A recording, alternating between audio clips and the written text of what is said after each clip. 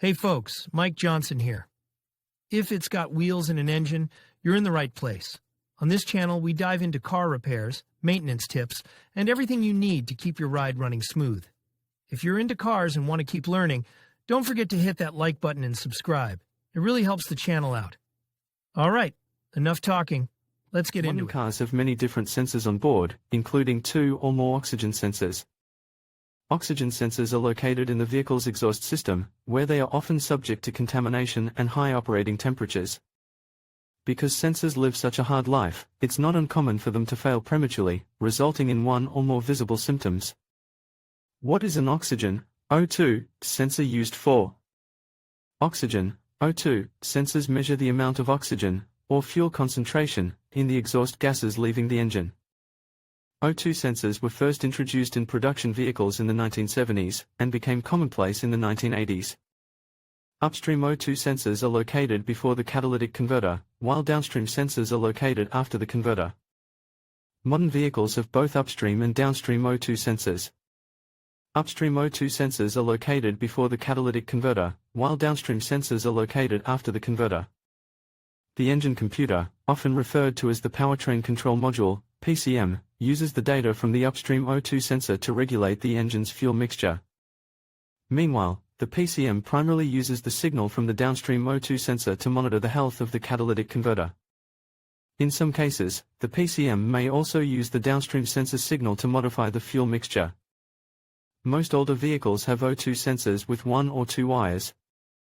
But newer vehicles have 4-wire oxygen sensors. 2 of the wires are for the sensor signal circuit and 2 for the sensor heating circuit. The PCM switches on the heating circuit when the vehicle is first started up, to quickly bring the sensor up to operating temperature. There are 2 main types of O2 sensor in use today, a conventional zirconia and broadband. A conventional O2 sensor can only react as a rich lean indicator to an air-fuel mixture within a certain range. On the other hand, a broadband O2 sensor can detect the exact mixture over a much wider range for more accurate system monitoring. Symptoms of a faulty oxygen sensor. Because sensors live such a hard life, it's not uncommon for them to fail prematurely, resulting in one or more visible symptoms. You may be wondering, what are the symptoms of a bad O2 sensor? The following signs are common indicators that one of your car's O2 sensors is no longer doing its job. Note, many other problems can mimic a bad O2 sensor. You'll want to carry out a thorough diagnosis before condemning the sensor itself. Check engine warning light. One of the most common signs of a bad O2 sensor is a check engine light. One of the most common signs of a faulty O2 sensor is a warning light on the control motor. The PCM monitors the operation of the O2 sensors and their heating circuits. If the unit detects a problem with one of the O2 sensors, it illuminates the check engine light and stores a corresponding diagnostic trouble code, DDC, in its memory. Engine performance problems. A faulty O2 sensor can cause the PCM to give the engine the wrong amount of fuel, causing problems such as misfiring, rough running and stalling. The PCM uses the signals from the O2 sensors when calculating the engine's air-fuel mixture. As such, a faulty O2 sensor can cause the PCM to give the engine the wrong amount of fuel, resulting in problems such as misfiring, rough running and stalling. Increased fuel consumption. A slow or completely faulty O2 sensor can lead to an overage air-fuel mixture and increased fuel consumption. A slow or completely faulty O2 sensor can lead to an overage air-fuel mixture and increased fuel consumption. Unburned fuel can also lead to overheating and catalytic converter failure. How many O2 sensors are there in a car? Most recent vehicles have at least 2 oxygen sensors, 1 upstream and 1 downstream, for each of the engine's cylinder banks. The exact number of O2 sensors in a car will depend on factors such as year, make, model and engine size.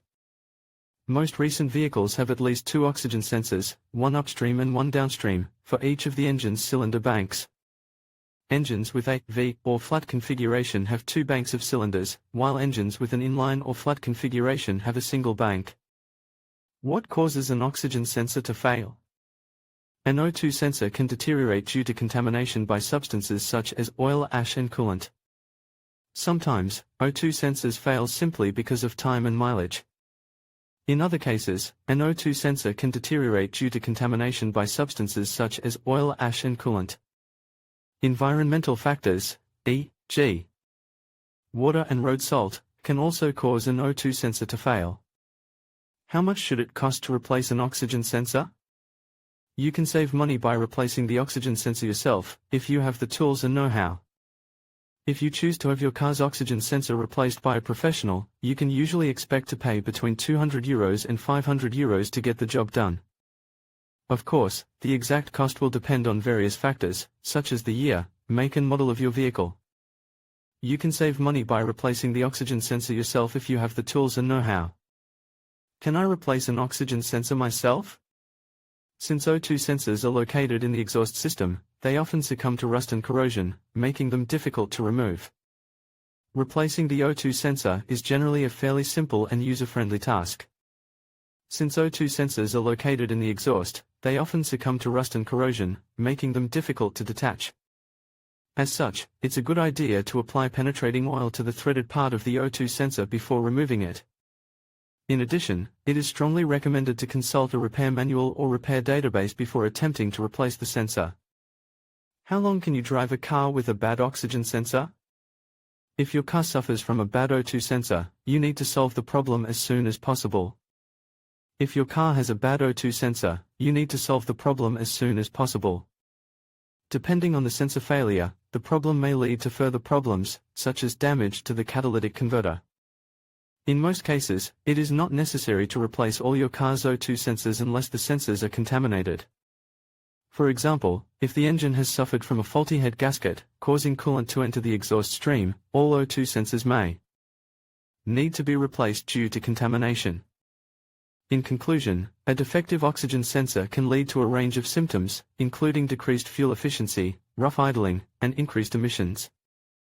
Understanding the common causes, such as age, contamination, or exhaust leaks, can help you identify potential issues early on. When it comes to replacement, costs can vary significantly based on your vehicle and location, but being informed can help you budget accordingly. Regular maintenance and timely replacements can ensure your vehicle runs smoothly and efficiently. Thank you for watching, and stay tuned for more informative content.